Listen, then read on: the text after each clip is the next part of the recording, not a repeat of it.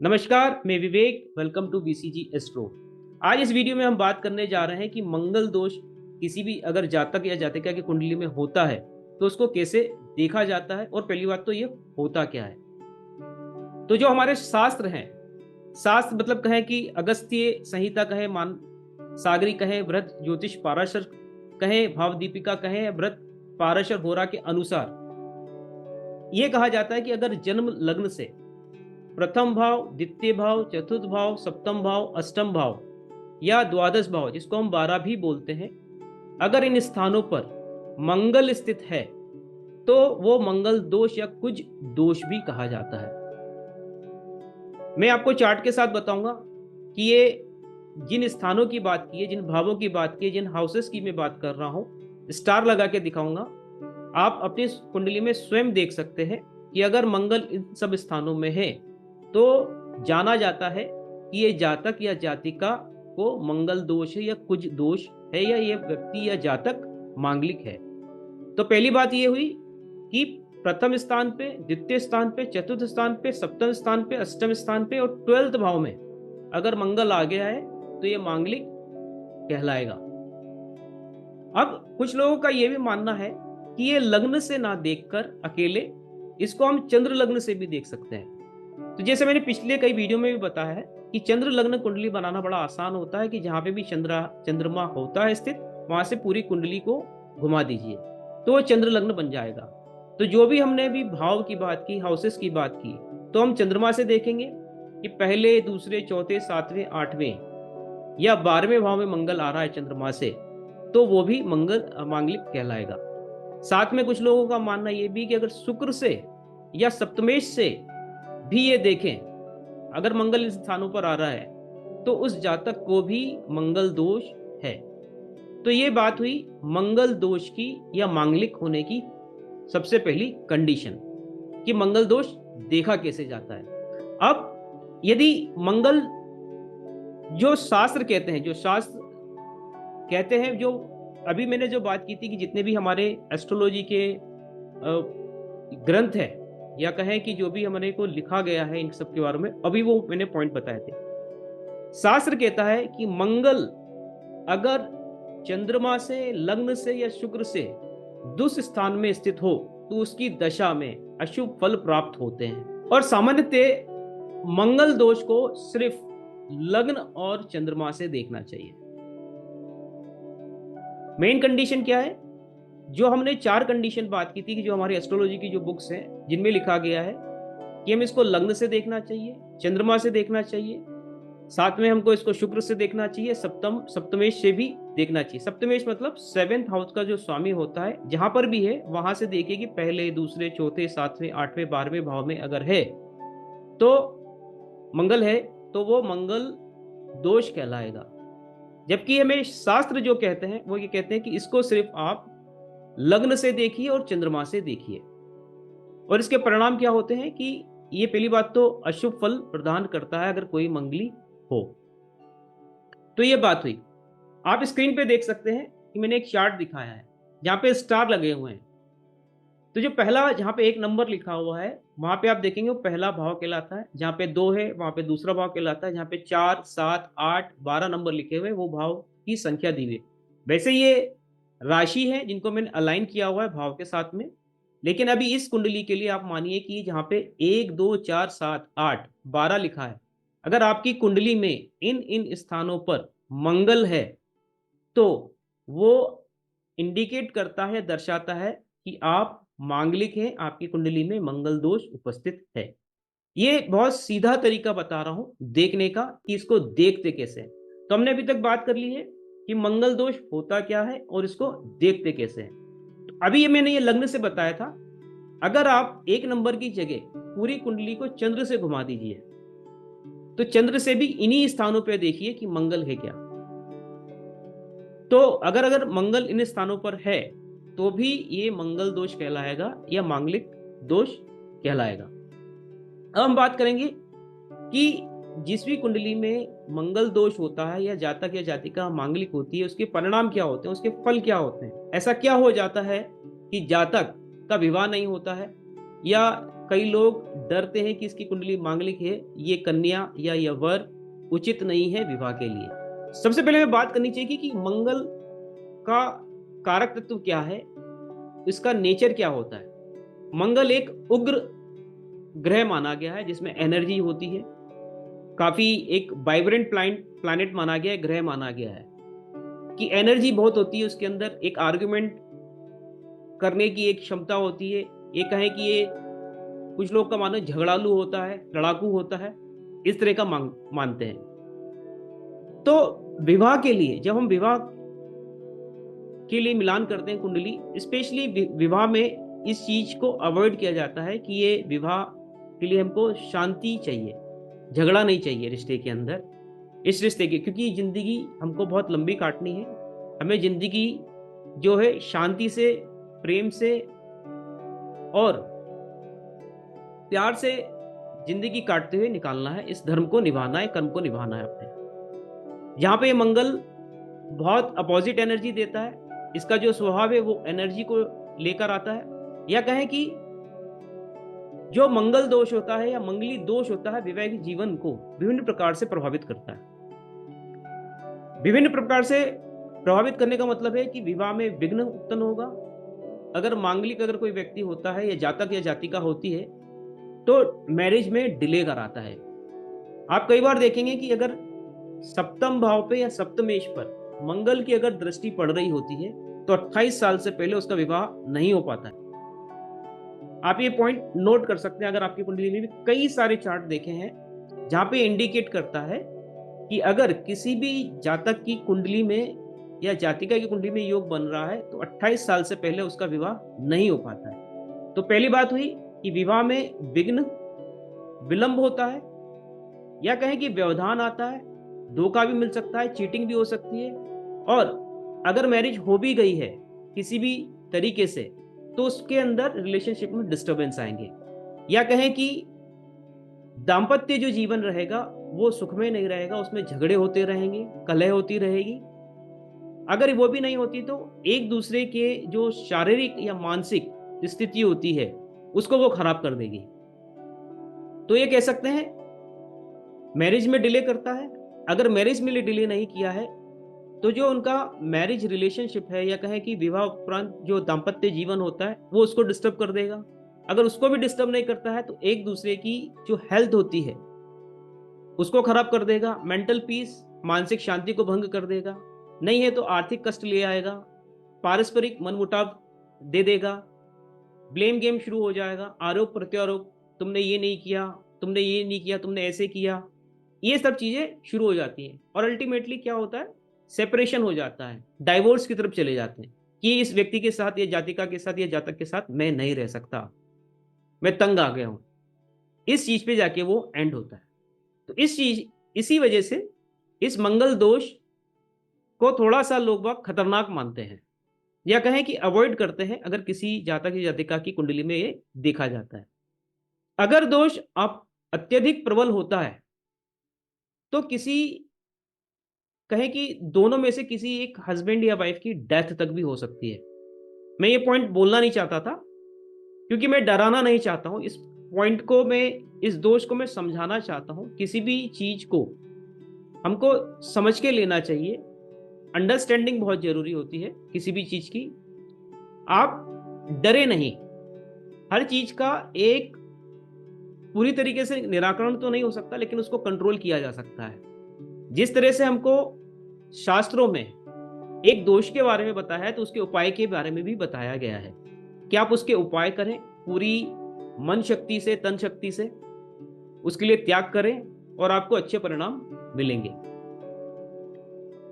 अगर हम बात करें कि जैसे मैंने कहा कि इससे भयभीत या आतंकित होने की जरूरत नहीं है क्योंकि शास्त्रों में उपाय दिए हुए हैं और प्रयास करना चाहिए, प्रयास करना ही हमारा काम है। मंगली का विवाह, पहली बात तो है एक कोई जातक है, अगर वो मंगली है, उसमें मंगल दोष है, तो आप उसका विवाह मांगलिक पर्सन से ही कर दीजिए। मानिए कि एक जातक की कुंडली में मंगल दोष है, वो मांगलिक है, तो उसका विवाह एक मांगलिक कन्या के साथ कर दीजिए तो दोष का निराकरण हो जाता है, वो दोष समाप्त हो जाता है और दोनों सुखी रहते हैं। ये भी देखा गया है, आपने कई बार सुना होगा, एक मांगलिक जातक का विवाह एक मांगलिक जातक के साथ में ही होना चाहिए, जातिका के साथ में होना चाहिए। तो ये बात हुई, अर्थात ये कहें कि यदि वर और कन्या के जन्मांग में मंगल द्वितीय, द्वादश, चतुर्थ, सप्तम, अष्टम लग्न भाव में चंद्रमा से हो अथवा शुक्र से समभाव में स्थित हो तो समता का मंगल दोष होने के कारण वे प्रभावी हो जाता है। जो मैंने कहा, क्योंकि इस अगर किसी जातक की कुंडली में ये है दोष है, जातिका की कुंडली में भी अगर ये दोष है, दोनों का हम विवाह करवा देते हैं तो मंगल दोष समाप्त हो जाता है। या ये दूसरे शब्दों में कहा जाता है, एक फाइटर को दूसरे फाइटर के सामने खड़ा कर दिया है तो दोनों की एनर्जी कैंसिल हो रही है एक दूसरे से, एक की एनर्जी को कैंसिल किया जा रहा है दूसरे की एनर्जी के साथ में। क्योंकि जितने भी हम प्लेनेट की बात करते हैं वो सब एनर्जी पे ही चलते हैं, तो एनर्जी एक कंट्रोल करनी होती है। तो अगर जातक का अगर या जातिका की कुंडली मांगलिक आपको दोष दिख रहा है तो उसकी एक मांगलिक पर्सन से ही विवाह करने से वो कैंसिल हो जाता है। अब हम बात करेंगे कि मंगल दोष वाली कन्या का विवाह मंगल दोष वाले वर के साथ करने से मंगल का अनिष्ट दोष नहीं आता है और वर वधू के मध्य दाम्पत्य सुख बढ़ाता है। अब हम बात करेंगे कुछ ऐसी कंडीशंस हैं, कुछ ऐसी 13 कंडीशंस हैं जो अपवाद हैं, जो कैंसिल कर देता है। कैंसिल करने का मतलब यह है कि इसके लिए हमें कुछ करना नहीं होता है, ग्रह स्थिति ऐसी होती है कि वो उस दोष को ऑटोमेटिकली कम कर देते हैं। या कहें कि जो अभी हम बात कर रहे थे, एक आइसोलेशन व्यू है कि मंगल यहां पर है तो मांगलिक है, ये एक चीज हमने देखी, एक आइसोलेशन व्यू बोलते हैं जिसको, एक अकेला देखा जा रहा है। अभी हमने बाकी ग्रहों की स्थिति नहीं देखी है, या मंगल की भी हमने स्थिति नहीं देखी है कि वो उच्च का है, नीच का है, स्वराशि है, या किसी शुभ ग्रह के साथ में बैठा गया है। अगर ये कंडीशन जब हम काउंट करते हैं तो पाते हैं कि मांगलिक दोष का निराकरण अपने आप हो चुका है या प्रभाव उसका कम हो चुका है। तो अभी हम जब बात करते हैं फलित ज्योतिषी ग्रंथों में दिए गए मंगल दोष परिहार मंगल दोष को नष्ट नहीं करते हैं, ये मेंशन किया गया, केवल उनकी तीव्रता में कमी लाते हैं।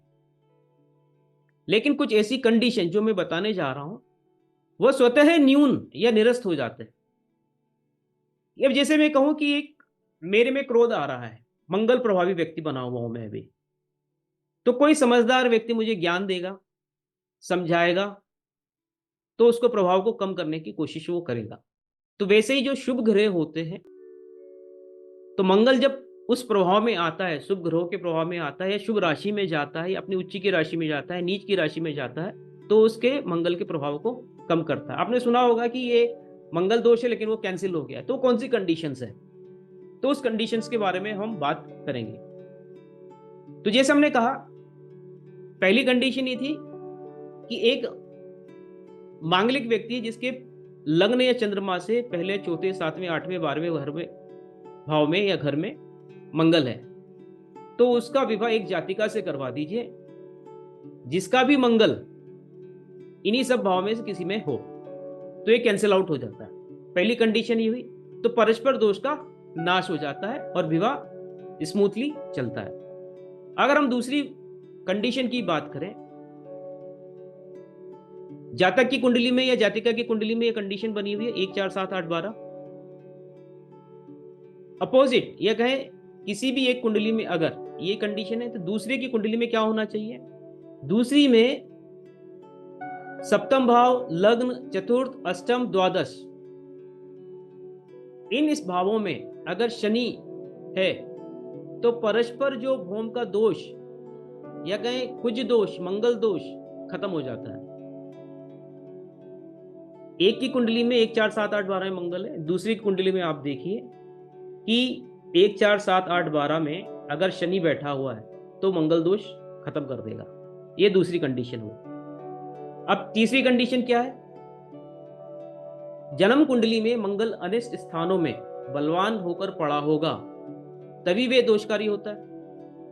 मंगल स्ट्रांग है, अपना प्रभाव दिखाएगा, अगर मंगल वीक होगा तो क्या प्रभाव दिखाएगा?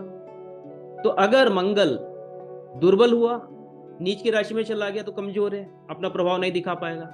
तो उसका दुर्बल होना, शुभ ग्रह से दृष्ट होना, या कहें कि जैसे हम कहते हैं ना कि सूर्य के समीप आने पे ग्रह जो है अस्त हो जाते हैं, तो अगर मंगल अस्त हो गया है सूर्य से तब भी उसका प्रभाव कम हो जाएगा। तो तीसरी कंडीशन क्या बनी? शुभ ग्रह से दृष्ट होना, सूर्य से अस्त होना और उसका दुर्बल होना। थर्ड कंडीशन बताती है कि मंगल दोष खत्म हो जाता है, वो दोषकारी नहीं रहता है। ये तीसरी कंडीशन हुई। अब चौथी कंडीशन क्या है कि यदि मंगल चतुर्थ, अष्टम, द्वादश, द्वितीय, प्रथम भाव में चर राशि में हो तो हानिकारक नहीं होता है। चर राशि का मतलब क्या हुआ? चर राशि का मतलब होता है 1, 4, 7, 10 नंबर जो मैंने एक कुंडली दिखाई थी उसमें, जिसको हम कहते हैं कि मेष, कर्क, तुला या मकर राशि में अगर हो तो ये दोष हानिकारक नहीं होता है। तो ये हुई उसकी चौथी कंडीशन कि अगर चर राशि के अंदर अगर आया इन स्थानों में मंगल तो वो दोष नहीं कहलाएगा। यही कंडीशन अगर है मंगल चतुर्थ या सप्तम में, क्योंकि सप्तम में मंगल का प्रभाव यानी कहें स्पाउस या धर्म पत्नी या फिर कहें कि अपने पार्टनर का हाउस होता है, वहां पे अगर मंगल है, या चतुर्थ भाव में बैठा हो वहां पे मंगल सप्तम भाव को देखा अपनी चतुर्थ दृष्टि से, तो अगर मंगल चतुर्थ भाव में या सप्तम भाव में वापिस से पुनः मेष राशि में हो, कर्क राशि में हो, वृश्चिक राशि में हो या मकर राशि में हो, पहले हमने चर राशि की बात की थी, अभी मैं मेष राशि उसकी खुद की राशि है, कर्क राशि चंद्रमा की राशि है, वृष राशि उसकी खुद की राशि है, और मकर राशि जो कि उसकी उच्च की राशि है में हो तो मंगल दोष नहीं होता है, ये शुभ स्थिति होती है। देखिए एक बात सही समझिए कि जब विवाह होता है तो हम जो कार्ड में लिखते हैं कि मांगलिक कार्य हो रहा है, मंगल अच्छा है लेकिन उसकी एनर्जी को कंट्रोल करना होता है। मंगल किसका अवतार है? भोलेनाथ का। उनको भोले बाबा क्यों कहा जाता है? क्योंकि वो भोले हैं, बड़ी आसानी से प्रसन्न हो जाते हैं। उनको सबसे ज्यादा किसी देवता को प्रसन्न करना है आसान तो भोले बाबा जी को है। लेकिन वहीं दूसरी ओर देखिए कि जब वो तांडव मचाते हैं तो पूरी दुनिया हिल जाती है। दोनों चीजें उनमें देखने को मिलती है। इसी तरह से आप मंगल को थोड़ा सा आराम से टेकल कीजिए तो वो कंट्रोल में बना रहेगा, लेकिन अगर डिस्टर्ब करेंगे तो प्रलय मचाएगा। आप इसको सीधा कनेक्ट कर सकते हैं भोले बाबा से या कहें भोलेनाथ जी से। अगले कंडीशन है यदि मंगल 5 स्थान 1, 2, 4, 8, 12 सातवें भाव को नहीं लिया है, 1, 2, 4, 8 भावों में चंद्रमा हो, बृहस्पति हो या बुध के साथ में हो तो मंगल दोष नहीं होता है, क्योंकि जो इन सब शुभ ग्रहों की शुभता उसमें आ जाती है। यदि इनके द्वारा दृष्ट हुआ, संयुक्त हुआ तो इसके दोष के बारे में हम विचार नहीं करते हैं, क्योंकि बताया शुभता आ गई है, उसके दोष को कम कर दिया है, उसकी एनर्जी को कम कर दिया है। अगला पॉइंट, यदि मंगल स्वय राशि या उच्च राशि हो, जैसे हमने पिछले पॉइंट में बात की थी, स्वय राशि मतलब मेष में हो, वृश्चिक में हो। अब उसका उच्च राशि कौन सी हुई? मकर राशि। तो मेष हुई, वृश्चिक हुई और मकर राशि, या उच्च नवांश में हो अथवा कर्क और सिंह में हो तो हानिकारक होता है। क्यों? कर्क राशि में वो नीच का हो गया, उसमें बलि नहीं है, अहित नहीं करेगा। अगली कंडीशन है यदि मंगल अपने मित्र सूर्य की राशि सिंह में हो या चंद्रमा की राशि कर्क में हो या अपनी स्वयं की राशि मेष में वृश्चिक में हो, अपनी उच्च की राशि मकर में हो तो वे मंगली दोष होते हैं, नीच प्रभावित हो जाता है, जो हम पिछले पॉइंट की बात करते आ रहे हैं। आप सोच रहे होंगे मैं पॉइंट कुछ रिपीट कर रहा हूं, लेकिन ये कंडीशन है, आप ध्यान रखिए।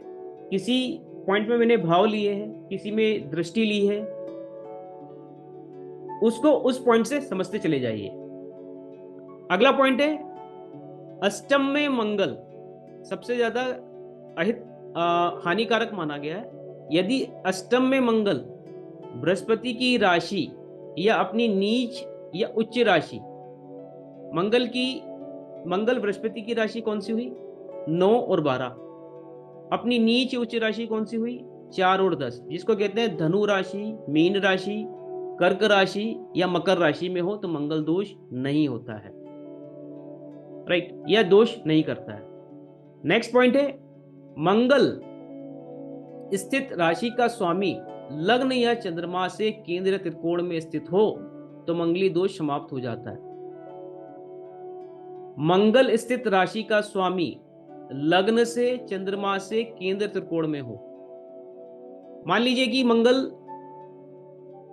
अगर सिंह राशि में है या मान लीजिए तुला राशि के अंदर बैठा हुआ है तो उसका स्वामी हुआ शुक्र। अब शुक्र को कहां उपस्थित होना चाहिए? लग्न से केंद्र में हो, 1, 4, 7, 10 या त्रिकोण 5वें और 9वें भाव में, तो यह दोष नहीं होता है। अगला पॉइंट है, यदि मंगल व चंद्रमा की युति हो तो मंगल दोष नहीं रहता। चंद्रमा मंगल मिल गए, चंद्रमा उसके प्रभाव को कम करने की कोशिश करेगा क्योंकि वो शुभ ग्रह है, तब भी वो प्रभाव कम हो जाता है। अब हम बात करेंगे अगले पॉइंट की। यदि चंद्रमा केंद्र में हो तो मंगली दोष नहीं होता है। चंद्रमा केंद्र में हो मतलब लग्न से पहले, चौथे, 7वें, 10वें भाव में अगर हो चंद्रमा तो दोष नहीं होता है। अगला पॉइंट, मकर का मंगल 7वें भाव में और कर्क का मंगल 8वें भाव में दोषकारी नहीं माना गया। रिपीट कर देता हूं, मकर का मंगल उच्च का है 7वें भाव में और कर्क का मंगल जहां नीच का है 8वें भाव में दोषकारक नहीं माना गया है। इसको मांगलिक या कहें कि इसको कैंसिल हो जाता है, अपवाद है ये जो मैं पॉइंट बता रहा हूं। अब लास्ट पॉइंट की बात करूंगा मैं। यदि बलि, गुरु और शुक्र लग्न या 7वें स्थान में हो या मंगल वक्री हो या नीच का हो या शत्रु राशि में स्थित होकर कमजोर हो तो कुछ दोष नहीं रहता। बॉटम लाइन यही है कि शुभ दृष्टि पड़ रही हो या मंगल स्वतः ही बलाबल में कमजोर हो तो दोष खत्म हो जाता है। तो ये जो 14 पॉइंट मैंने बताए ये वो वाले पॉइंट हैं जिसके लिए किसी भी जातक को कुछ भी करने की जरूरत नहीं होती है। ये दोष खुद ही, जो मंगल दोष होता है या उसका प्रभाव होता है, स्वतः ही खत्म हो जाता है। तो डरे नहीं कि जहां एक कंडीशन हमने देखी कि मंगल बोला है मांगलिक है, तो वहीं दूसरी कंडीशंस भी दी हुई है दूसरे प्लैनेट की। हमको देखना है कि वो मंगल किस राशि में है, उच्च का है, नीच का है या बल में कैसा है या शुभ ग्रहों की दृष्टि पड़ रही है या नहीं। हम बात करेंगे कि अगर किसी ये सब चीजें नहीं है, अपवाद भी देखने को नहीं मिल रहे हैं, तो दोष, इस दोष का जो हम परिहार कहते हैं उसके उपाय क्या होते हैं। मंगल दोष की शांति के लिए प्रमुख उपाय क्या होते हैं? मंगलवार है, मंगलवार को आप व्रत रख सकते हैं। जैसे हम साधारण करते हैं कि दिन में हम फलाहार कर लेते हैं, शाम को भोजन करते हैं, दिन में आप कोई भी चीज ले सकते हैं, चाय, कॉफी, दूध, लस्सी, फल का जूस वगैरह पी सकते हैं। शाम को आप भोजन कर सकते हैं या नमक ले सकते हैं। आप मंगलवार को मंगल देव की पूजा कर सकते हैं, लाल चंदन, लाल पुष्प, धूप, दीप इत्यादि का पूजन करें और सूर्यास्त से पूर्व ही गेहूं की रोटी, घी, गुड़ ग्रहण करें। दूसरा है, मंगल दोष अगर बहुत ज्यादा है तो मंगल चंडी का स्तोत्र है 108 दिन तक नित्य दिन, या कहें कि प्रत्येक दिन 108 दिन तक प्रतिदिन 21 बार जप करें। और जिस तरह से हम किसी भी देव की पूजा करते हैं, अर्चना करते हैं, वो सारे नियम आप फॉलो कीजिए। प्रातःकाल पूर्व दिशा की तरफ होकर आप पंचमुखी दीप ज्वलित करके अपने इष्ट तथा मंगल ग्रह का ध्यान करें और मंत्र का जाप करें।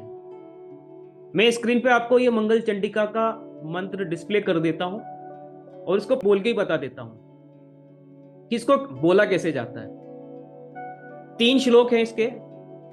शुरू होता है, रक्ष रक्ष जगन मातार देवी मंगल चंडिके, हारिके विविधाम राशे हर्ष मंगल कारिके, हर्ष मंगल दक्षे चा हर्ष मंगल दायिके, शुभे मंगल दक्षे चा शुभे मंगल चंडिके, मंगले मंगला हरे चा सर्व मंगल मंगले, सदा मंगल दे देवी सर्वेशाम मंगला लय। तो ये इसके उपाय हुए। तो ये थे मंगल दोष कैसे देखा जाता है, क्या होता है, क्या अपवाद है और इसके क्या उपाय हैं। आशा करता हूं ये जानकारी आपको पसंद आएगी। अगर ये अच्छी लगती है, अगर आपके कोई सुझाव कमेंट है तो कमेंट सेक्शन में जरूर लिखें। वीडियो देखने के लिए बहुत बहुत धन्यवाद।